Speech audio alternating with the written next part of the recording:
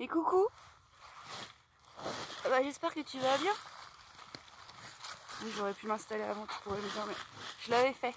Mais au moment d'appuyer lecture, j'ai mon bout de bois qui s'est décalé, donc quand je me suis rassis par terre.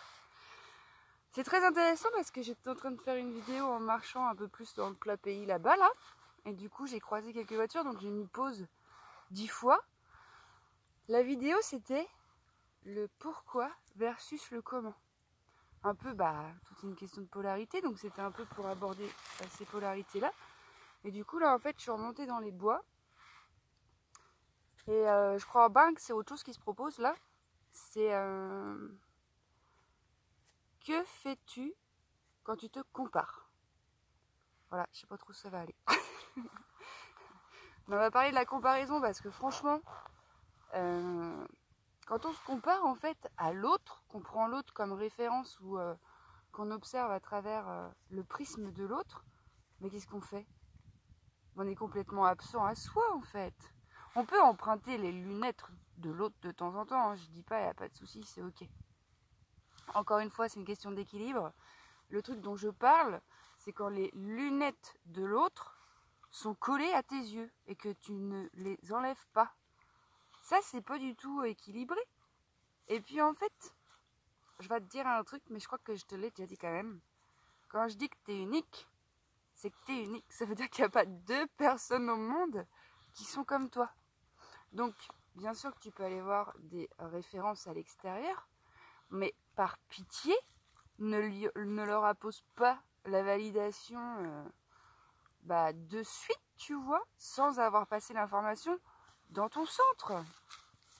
Mais non, mais c'est fou parce qu'en plus, j'observe qu'en plus, quand ce sont des personnes qu'on a tendance à admirer, à aimer, à valoriser ou qui nous inspirent, et ben, on va avoir tendance à boire leurs paroles comme du petit lait. Et à se dire, bah oui, mais elle a dit ça. Bah oui, et bah ouais, mais du coup, si elle a dit ça, c'est que... ça fait quoi, toi? Bah ça me le fait pas, mais du coup, c'est peut-être parce que me prend trop la tête. Je vais faire comme elle a dit.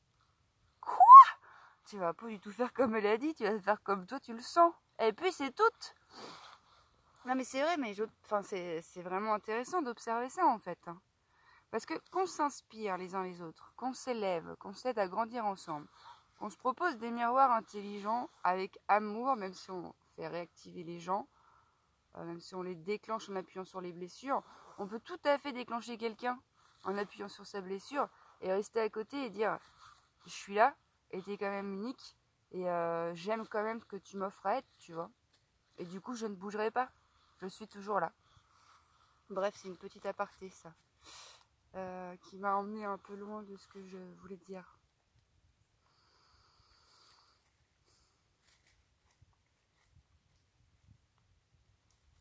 Ouais, bon effectivement. Ah oui, les personnes qui nous inspirent, on s'élève ensemble et tout ça, c'est trop de la boulette. Et comment tu sais que ça sonne juste?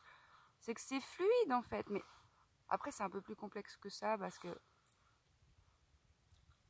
si la personne t'inspire, c'est peut-être que ce qu'elle te fait vivre, tu y aspires. Et que toi, tu n'as pas encore la maturité qu'elle a. Mais pas la maturité intellectuelle, hein, c'est juste la conscience, va-t-on dire, que la conscience n'a pas récupéré les mêmes espaces que chez elle.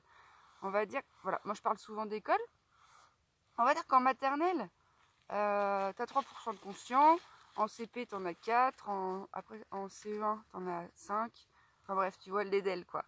Et du coup peut-être que la personne qui est en 6e, quand on a, du coup je ne sais pas, mais on va dire 8% de conscient, là où toi t'en as 4 en maternelle, ou je ne sais plus ce que j'ai dit, peut-être que cette personne elle va t'inspirer en mode waouh, c'est trop bien quand on a 8% de conscient.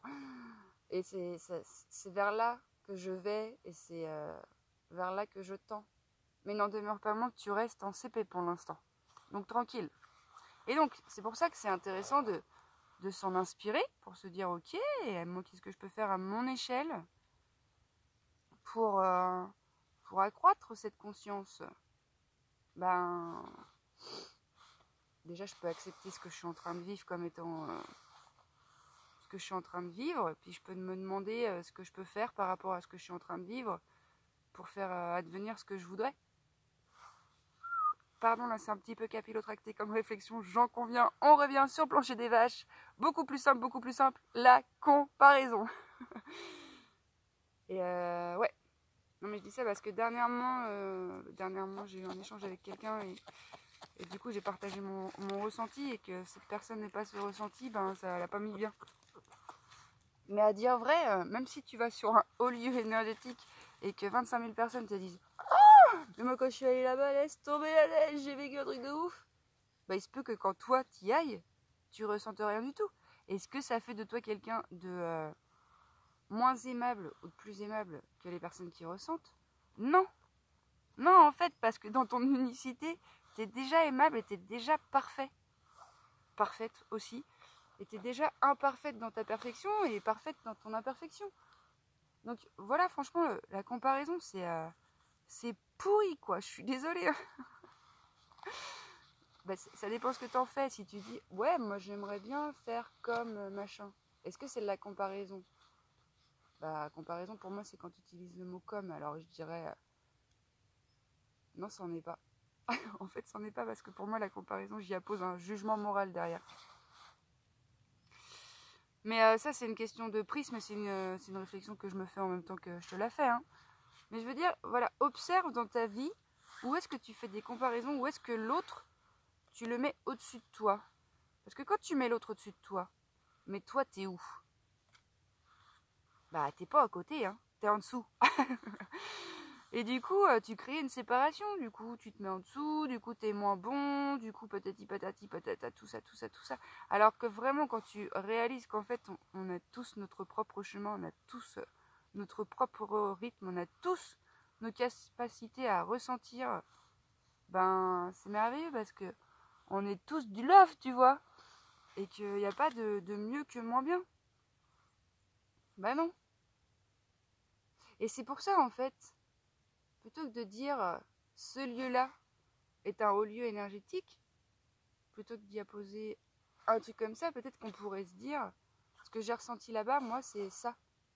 Et ça reviendrait à dire j'ai, et à rester dans son unicité. Mais bon, c'est là où je vois qu'il y a encore un petit chemin à faire. C'est qu'il y a personne qui parle du je. Enfin, si, mais pas du bon espace, quoi. Des communications un peu plus authentiques, un peu plus profondes, il n'y a plus personne. Mais t'inquiète, pour rester en surface et balancer la pierre sur l'autre ou quoi qu'est-ce, ouais. Voilà, donc j'ai évoqué plusieurs choses, je me suis un petit peu perdue, je suis désolée, j'espère que c'était pas trop confus. Une manière de dire que la comparaison... Mais vraiment, si tu prends la base des méthodes PIT, c'est que vraiment tout a le droit d'être, c'est un excès qui va être un problème. Alors si à chaque fois que tu es en contact avec l'autre, bah l'autre il est mieux que toi, ou que l'autre il fait ci et pas toi, et que patati patata, bah finalement c'est toi qui te tapes dessus en faisant ça, tu vois. Bah ouais. Il n'y a personne qui t'oblige de taper dessus. Parce que vraiment, quand on dit qu'on est unique, je le répète, je sais, hein, je l'ai déjà dit. Hein. Mais c'est vraiment à prendre en considération et à intégrer dans chacune de ces cellules. Ce que je suis est unique. Il n'y en a pas deux comme moi, il n'y en a pas deux qui pensent comme moi, il n'y en a pas deux qui ressentent comme moi, il n'y en a pas deux qui... Et pareil pour toi. Donc c'est merveilleux parce que, du coup, qui est-ce qui peut savoir ce qui est bon pour moi? Bah moi, pas l'autre. Pas l'autre qui me dit, non, mais plutôt ça, je le sens mieux comme ça. Ok, je vais me saisir de ton information. Vas-y, je mets ce que tu m'as dit. Bah non, moi je le sens pas. Bon bah... Là, je parle sur des vêtements parce que j'ai pas précisé, on va dire, tu vois. Et du coup, je vais me rechanger, puis je vais rester comme j'étais habillée avant, que je chantais mieux. En fait, si la personne... Bah non, non, non, là, ça va pas, franchement. Non, mais fais en fonction de toi, toi, toi. Et c'est pour ça qu'on dit que tout part de soi, que tout est en soi, que tout revient à soi. Bah c'est ça, en fait. C'est au cœur même du soi que tu vas trouver des informations douces comme la soie pour te faire une vie de choix. C'est presque pareil, choix, soit, non? Donc voilà. Voilà. C'était un petit peu fouillon, je suis désolée. Mais je pense que ce que je voulais faire passer, c'est passé quand même, c'est que la comparaison, beaucoup fort, C'est pas terrible. Ouais. Et écoute-toi dès lors que tu te dis j'aurais dû faire ci, j'aurais dû faire ça. Alors c'est pas de la comparaison, mais c'est du même acabit. En mode, tu compares une version idéale de toi qui n'existe pas à une version réelle qui est tienne. Donc si c'est à peu près du même acabit, même si effectivement il n'y a pas dans la forme matérielle quelqu'un d'autre, c'est à l'intérieur de toi ce quelqu'un qui n'existe pas, sauf dans tes perceptions et dans tes projections, tu vois, mais tes projections, elles sont réelles depuis un espace de manque. En fait, quand tu es entier, la lumière qui passe derrière toi, elle projette une seule et même chose. Et quand tu es traumatisé, que tu es fracassé et que tu n'as pas pensé certaines de tes blessures, pouf, il y a plein de séparations qui s'opèrent, tu vois. Et du coup, la lumière qui est projetée sur l'écran, ça projette plein de trucs différents, tu vois. Et tu es là, ouais, à partir de ce morceau-là, ouais, mais si j'avais pu faire ci là-bas, comme ci, comme ça aurait été mieux. Ouais, sauf que tu es là, tu peux pas faire ce que là-bas ça fait. Donc plutôt, on va essayer de rassembler le tout, tu vois. Et donc effectivement, la comparaison en interne, le juge critique là, le petit tyran, c'est terrible. C'est terrible. Je suis désolée, c'est horrible, c'est mortifère, ça fait mal. Et ça sert pas à grand chose en fait. Mais toujours, en excès, c'est problématique. Après, effectivement, ça peut t'inviter à t'améliorer dans certains domaines. Et heureusement, la critique, elle est nécessaire parfois pour dire, bah là, par exemple, j'ai fait cuire un gâteau à 292 degrés pendant 2h35. C'est pas une critique que de me dire, la prochaine fois, faudra pas faire ça.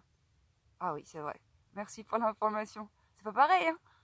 Mais plutôt que de dire, putain, mais je suis trop con, mais franchement, j'aurais pu faire attention. Bah non, c'est parce que j'ai vécu l'expérience que je le sais maintenant. Donc on se détend, la critique, là. On se détend. Ok. J'avoue, c'est fouillon. Je l'ai déjà dit, je sais. Mais c'est pas grave, ça fait partie du vivant. Ce matin, je suis un petit peu fouillon dans ma tête, donc ça se retranscrit là, tout de suite maintenant. Mais j'avais quand même à cœur de te partager ça, parce que c'était important par rapport à ce que j'ai observé ce week-end encore, que la comparaison, c'est du poison. Bon ben voilà, je file, parce que je me suis rafraîchi, refroidi un peu. Je te souhaite une bonne journée, bonne soirée, bonne matinée, bonne nuit, bonne... je sais pas. Et don't forget it. Tu es... Ah oui, tu es unique et tu es magnifique. C'est merveilleux, n'est-ce pas? À bientôt.